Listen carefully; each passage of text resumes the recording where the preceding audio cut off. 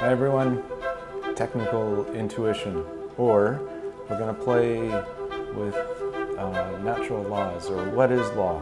So a little bit of background here. I've been working on an episode for Journey 2. This episode is going to take a while to line up and come together. So there's a bit of a sneak preview in this one for everyone who's in Soul Family tier.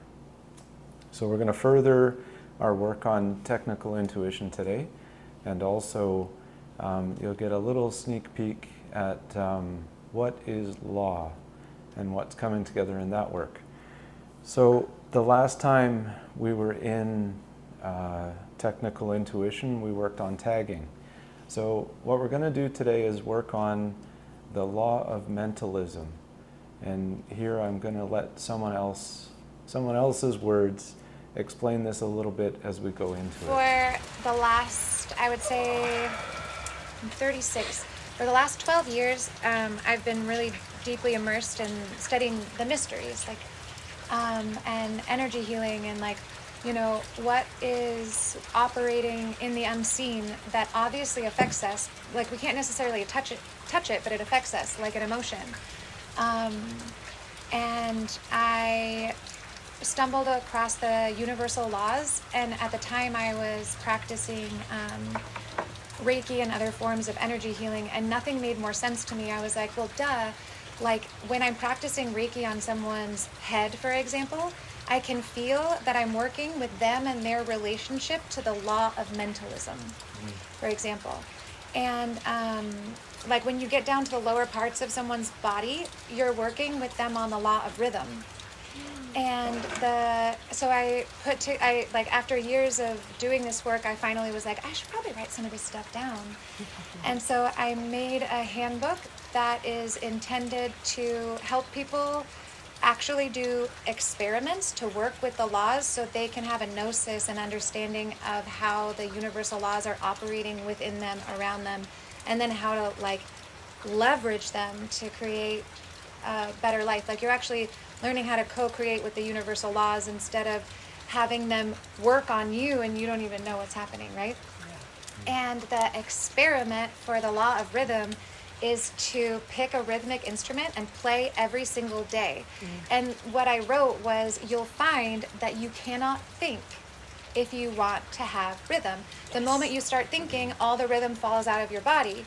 And so rhythm has to come from a place that is not mental whatsoever. It's a kinesthetic thing. And the more you practice the rhythm, the more your body starts to just create rhythm. And then the less and less and less and less and less you think. So practicing rhythm drops people into their body and can align them with actually one of the universal laws. So for 2 weeks straight, you're supposed to just play rhythm and get better and better and better until by the end of the 2 weeks, you're not in your head whatsoever. And then it's cool because you have 5 to 10 minutes of practicing rhythm, and it permeates your day. So if I say this to you, we've lost the importance of trance. Yes. So when you go in and play music every day for 2 weeks, are you calling up a trance state? Is this what's happening? Essentially, okay. Yeah. Like a trance state or a flow state, whatever kind of verbiage you want to use. Interchangeable, I would say. Yeah. Yeah, moving past the, it's almost, you have to move past your ego, right? And you have to, and it's also an opportunity to go to the state beyond the ticker tape of thoughts. Yes. Yeah, and then what's coming out of you is really organic. Yeah. Yeah, so trance, flow. And I do think we've lost that. I was thinking about the different brainwave states. Yes. Like the typical one that we're in, and then there's alpha and delta. And theta. Theta, thank you. So the theta state is where children live, and they're just in trance and flow all the time. All the time. Right. Yes. Common meditation teaches you to go to the alpha state, which is fine. But actually, to go into the trance state, and what medicine shows us is how to get to theta. Well, and I'm a remote viewer, and what we did was ride. Of course you are. What we did was ride theta. We were Yes. right on the edge, in and out of theta, and that was the sweet spot, because what we were doing was in practice, we had tricks to occupy the analytic mind. So the purpose of what we're doing now is taking tagging and making it a practical tool that we can use in our everyday life for ourselves. And part of what this does is help us to exercise our intuition, or exercise the law of mentalism. So every day for 2 weeks, if you could take and do one of these exercises, it would help a great deal in developing your alignment with your intuition and calibrate the way that your tools are working for you to present information to you. Some people are going to get visions, some people are going to get metaphors, some people are going to have knowing, some will hear voices. And in all of this, it's important that you have your 8.5 by 11 sheets of paper and you document what you're getting. So what I've done here, I've taken 8.5 by 11 sheets of paper after I finally found some here, and I've cut them in slices. So these slices are all uniform.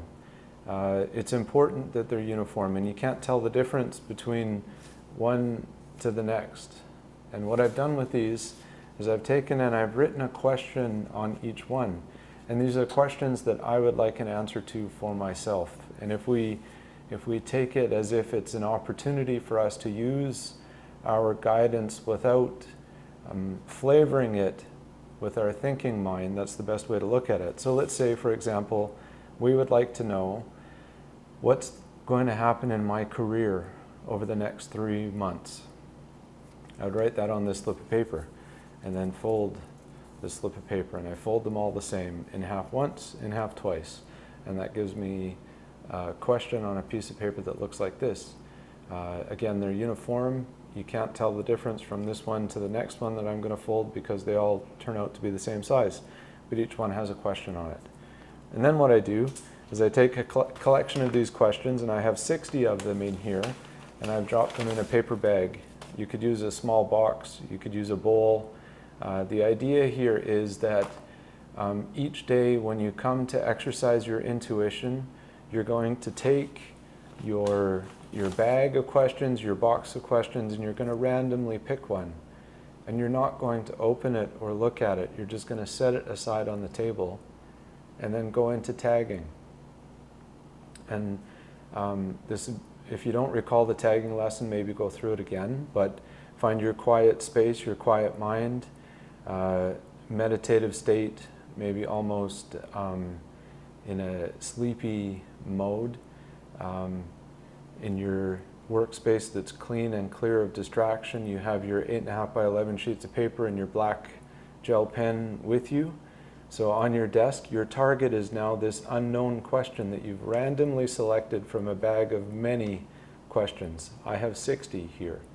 So at a certain level within me, there's a knowing of what these 60 questions are, but I don't know exactly which one I picked out. I'm not going to look at it. I set it down on the table in front of me, and now I go into tagging, and I'm going to see what comes up, and I'm going to see what imagery presents itself. And as I go through this, I'm going to use that skill of questioning to get more data from it. So let's say with this question, the first impression I get is,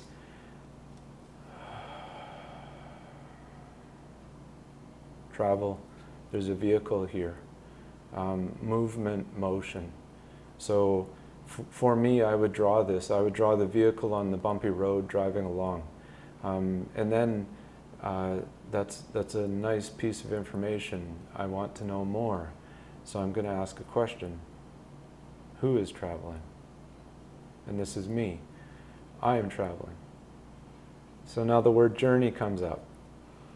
And I would keep going. Within my tagging, I would keep going, asking questions, documenting what I'm getting. If it's easiest for you, document the words. For me, it would be a combination of imagery, and then I would build on it in words. And if I want more detail, I could dig into more detail, and that will come more with time. The point of this is that we're exercising the law of mentalism. We are going to go in every day for 2 weeks, and we're going to randomly choose a question, not look at it, go through our tagging exercise, and then we can open our question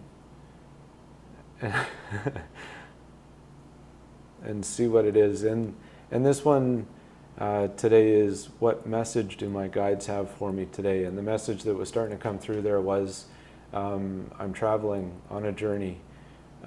So I would dig deeper into that and see what other information came with it. But all I did here was hold this folded pieces of paper and see what came to me from it.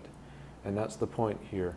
I don't know what it is, so my analytic mind is not answering the question. This is coming from some other part of me, the more subtle information. So this wouldn't stand up against scientific scrutiny, because at some level, part of us knows what question was written on this piece of paper. But at the same time, of the 60 that I've created, I have no idea which one I picked up, right? So add questions into your bag or box as you go. Try and do this every day for 2 weeks. And what's going to happen is your analytic mind is going to get a little bored of guessing what's going on. And if you keep with it, the analytic mind will let go. And the more subtle information will start to come through. And this is where you'll start to really actually get your true guidance on whatever that random question is that you chose, where your part of you is now providing you the answers you need to answer that question. Now, let's see, just for an example, what some of the other questions are that might be interesting for you in case you need an example. So I have, who in my life needs support and what type of support?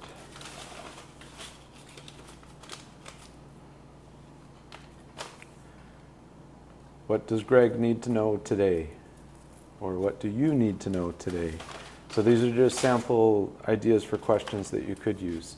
You could use things like, how old am I when I pass over? How do I go? If that's the kind of thing that you're interested in knowing. This one here is, what relationship should I focus on this month? And the thing that shouts at me on that one right now is yourself, your relationship with you. Next question, what does my love life look like over the next 3 months? And that's a good one. You could do, what does my career look like over the next 6 months? Or any of those types of questions. So whatever questions come to mind for you, write them out on these pieces of paper, fold them up, try and keep it consistent so you can't tell the difference between one and the next. Another example question, what should be my next step in utilizing my gifts? Okay, so try that. Take your 8.5 by 11 sheets of paper, cut it into strips, keep them uniform in size. Write one question on each sheet of paper, fold it in half, fold it in half again, put them in a bag, a box, or something that you can't see into. And each day when you sit down to do tagging, randomly select one out of the bag, set it down in your workspace without looking at it, and go into your tagging. Document what you get. When you're done documenting, when you feel like no more information is coming to you, then open your question and see how it lines up. It's important on this one because we're doing an exercise of getting through the law of mentalism. We're getting through to our intuition. It's important that after you do this, you don't sit and judge what was done. Okay, so be kind to yourself. Maybe the first one's not going to work perfectly, or parts of it line up, but it wasn't a clear answer. Keep going. Do another one the next day, a different question the next day. And feel free to take that question that you worked and drop it back in the bag and do it again. It'll show up at some point. It'll be there for you. Okay, so that's the exercise for the next couple weeks. There will be more information coming. The discussion that you have a sample of here now on what is law is an episode that'll be coming up in this journey when I can put it together. There's a lot of information coming through on this one now, and the people that I'm meeting are bringing me answers on this topic that I wouldn't have otherwise had myself before, and it's kind of neat how that is coming together. A couple other things I promised. There was some interest in knowing, how do I use my dream space to help me? How do I participate?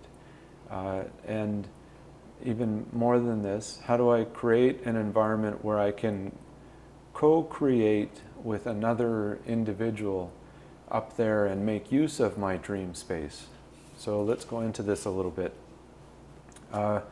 Participating in your dream is called lucid dreaming. And this is a step of setting intent, or a few steps of setting intent. And the initial the initial intents that you should begin to set are, I'm going to remember my dream. I'm going to become aware when I am in dream state. So when you have this awareness, and that's coming to you regularly, the next step would be to take it and start to work within, I'm going to remember my dream when I wake up. And something critical in this, when you wake up from dream and you know that you were dreaming, take notes on what was happening. Because then if you look at it the next day, you can recall it, and that keeps the dream with you. It keeps the dream alive. If you wake up from dream state and you don't record it or don't speak it, you might find the next day when you wake up, you say, I can't remember, I don't think I dreamed. So important, set the intent when you go to bed. I'm going to become aware when I'm dreaming. The next step after that would be, I'm going to document what comes from my dreams. So I become aware. I now wake up or become conscious, and I document what's happening. There's a few ways you can document. I have done the taking notes. That requires a light usually. And the other thing I've done is type into Notepad on my phone. I found the phone was too bright. I also tried voice recording on the phone, and that one worked quite well. So, any method that you have to record your dream when you wake up at night and then go back to sleep. You might find as you work with that, you're more aware of your dreams and you're having multiple dream cycles each night.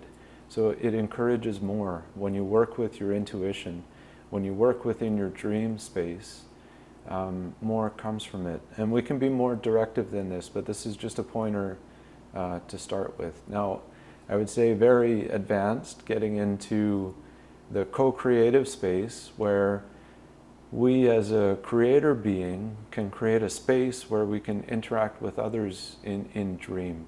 So let's say, for example, you're a gardener, you love gardens, and you have a garden in your yard, but now I'm going to take a step back for a moment, and we'll come back to this. An important concept. We're working within visualization, and it's scientifically proven that when they take a super athlete and they have this athlete visualize the race, running the race and winning the race, when they visualize that, they win more races. So we're using the power of visualization to create something here. So again, scientifically proven that these work. These work with some of the best athletes that we have in the world, and this is something that is widely used in coaching. We're taking this into our intuition, and we're holding on to, I am creating this environment. So if you were to visualize a garden that you have in your dream space, or a room that you have in your dream space, and you can furnish this room. You can plant certain things in your garden that you want there. You can put a gate on your garden. Create what you want and make it real, and make it something that you interact with. And maybe there's a stream in your garden or a pond and there's fish in the pond. Make it this real. So when you close your eyes, you can visualize this garden and begin to experience it, almost as if you walk into your garden or you walk into your room. So if you want to co-create within that space, the next step would be inviting someone in to meet you there. And this would be as easy as, when you fall asleep at night, set the intent that I'm going to meet this person in my garden. I'm going to meet this person in my room. And at night, you're going to go there. And this, you should have already done the steps where I'm doing the work to recall my dreams and document my dreams. Because now when I go in to lucid dreaming and controlling that environment, participating in it, and co-creating in it, you want to make sure that when you wake up you can recall what's happening, and this might come out in story, imagery, metaphor that you can then share with the other person. So, if you're working with a partner or a friend, you can have a discussion and both set the intent that you're going to meet in your room or in this garden that night and see what comes of it and share what comes of it the next day and play with it. And then as this begins to work for you, you can throw me a question and we can see how we can take it further. All right. Play with the law of mentalism. Make your questions, exercise your intuition. Let's do this for 2 weeks and see what comes of it. And as you go through this, maybe just try and notice how, after a while, the analyzer, the analytic mind, the critical voice starts to let go because it gets bored, and keep going. It's important. When that happens, keep going, because now you're really starting to get somewhere. Keep going with your questions. Don't judge your work. If you want to share anything with me, I'd love to hear how things are going for you. Comments or direct message in the community here. Have fun. And there'll be more coming on what is law in the journey in the future. So thanks for joining me again today. I'll talk to you soon.